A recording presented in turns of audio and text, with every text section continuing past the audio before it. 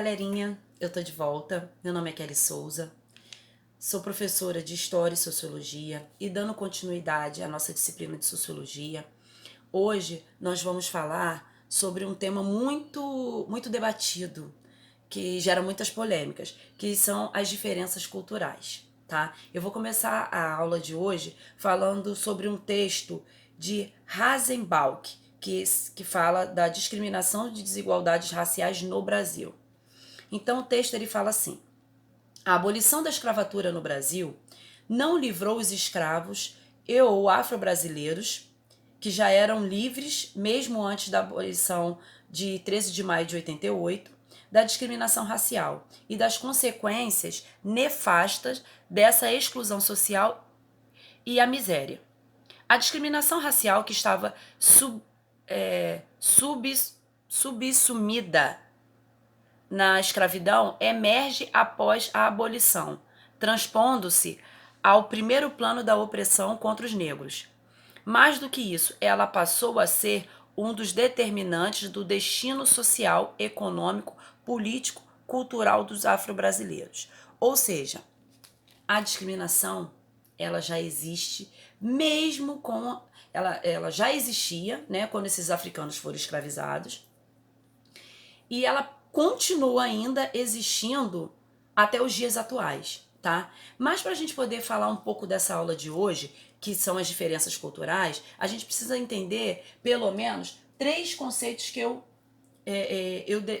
descrevi aqui nas minhas anotações. A primeira delas é definir o que é etnocentrismo. O que é etnocentrismo?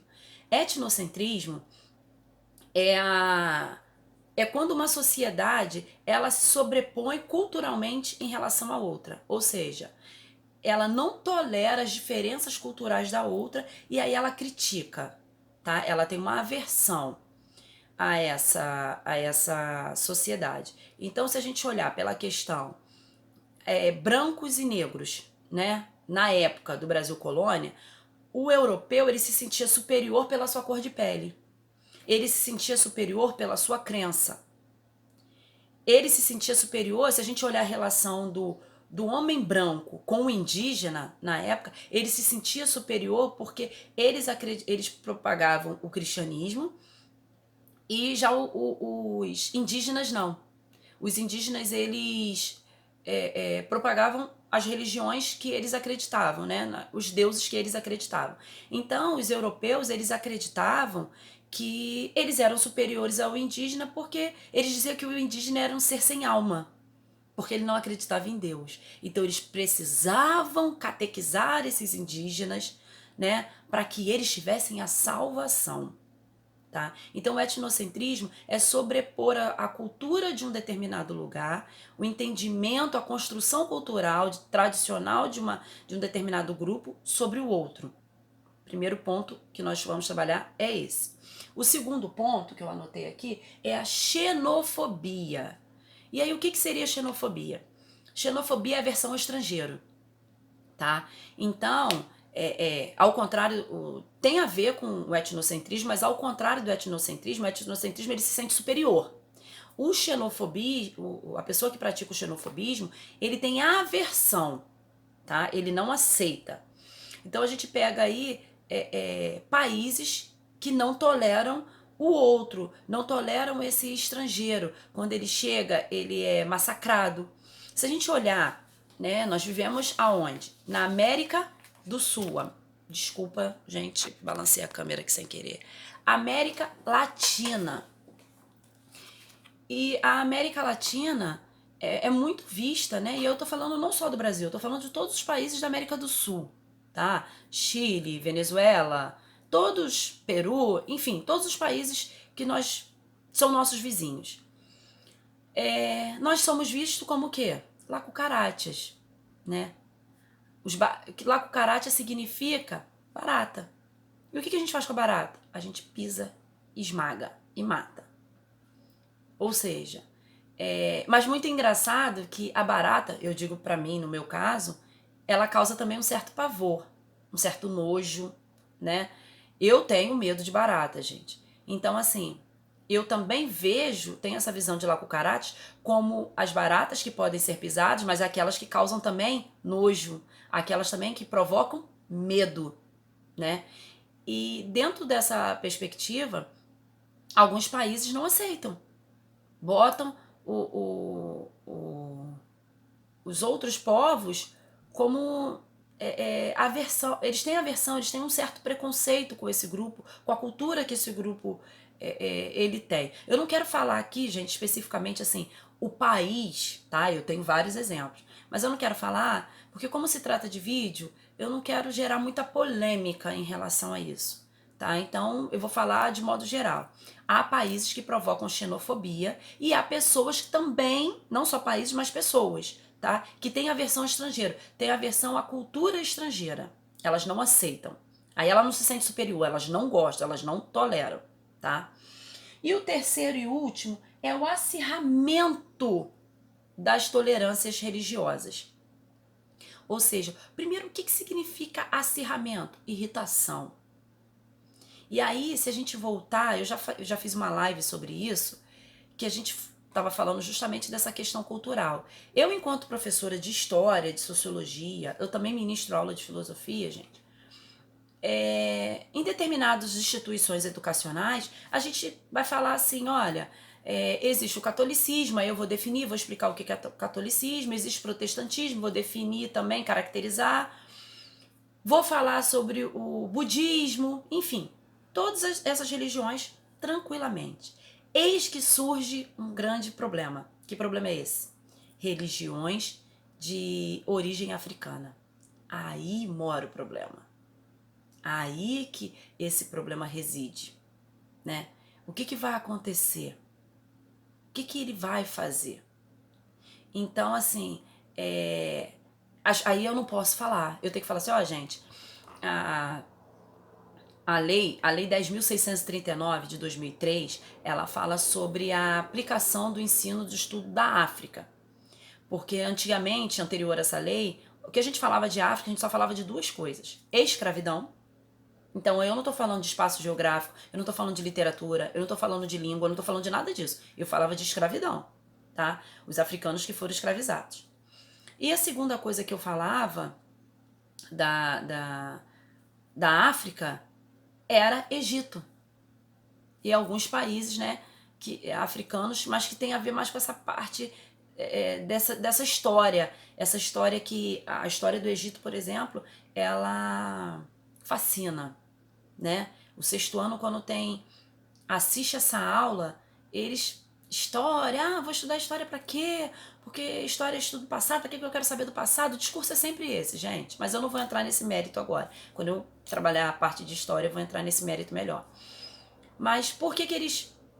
Eis que entra a disciplina Egito. Aí eles ficam fascinados, a gente trabalha com arte rupestre, a gente trabalha com tudo isso, e aí eles ficam fascinados com a questão do faraó, né, das pirâmides, enfim.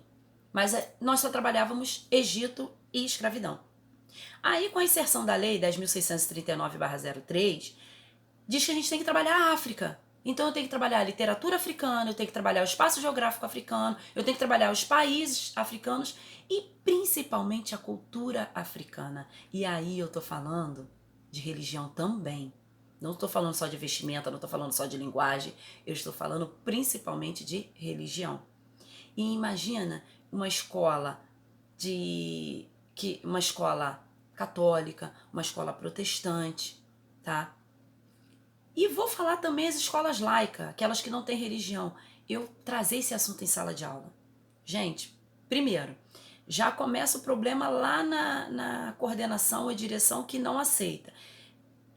Algumas escolas, tá, gente? Eu não estou generalizando. Os pais, então, principalmente, vai achar que o professor está ensinando a ele a religião, tá? Aí vai usar o termo pejorativo que a gente fala macumba. O professor está ensinando macumba pro meu filho. Então é um problema muito grande. E isso provoca muita irritação. Muita irritação para as pessoas que seguem esse tipo de religião, que não vê a religião do modo como nós vemos, né? Nós, que eu digo assim, a sociedade, o senso comum, tá? E aí o que ele vai fazer? isso aí vai gerar um embate, vai ter um problema sério. Então isso provoca uma irritação. Então esse acirramento da tolerância religiosa. Então essas questões culturais, nós estamos falando disso, tá? Essa intolerância religiosa, tá? Tema que é recorrente, o tempo todo a gente está falando de intolerância religiosa, o tempo todo a gente está falando de críticas, de racismo, a questão da pessoa que tem preconceito não só com a pessoa de cor, de pele preto, né? Não está falando só do preto, do branco, essa tendência que algumas pessoas têm de se sentirem superior pela cor da pele, não. Está falando também da questão social, econômica, do pobre, né? Então existe o preconceito. Ah, aquela pessoa é pobre, olha aquela roupa, olha como ela se veste, olha o material dela, né? Eu costumo falar muito nas minhas aulas com os alunos a importância do uniforme. A gente acha que o uniforme muitas das vezes é para a escola vender esse uniforme. Claro que a escola obtém lucro, tá, gente? Mas não é só para isso. É porque em qualquer nível educacional, todos usam o mesmo uniforme. E aí não tem como eu, professor, né, professora, eu olhar assim, eu olhar aquele aluno pela nível social, o nível econômico que aquele aluno tem. Então ali, não só eu, professora, como todos os colegas, vamos nos tratar igual, porque o uniforme é igual de todos, tá? Seja, aí vai diferenciar. Ele vai projetar também, desculpa, uma propaganda daquela escola, como ele também vai diferenciar de escola privada de escola pública, tá? Mas o uniforme, ele traz uma certa igualdade para os alunos. Ele traz uma certa igualdade para todos. Então é nessa perspectiva que o aluno, ele vai... como é que eu vou explicar para vocês? Eles vão se igualar, tá?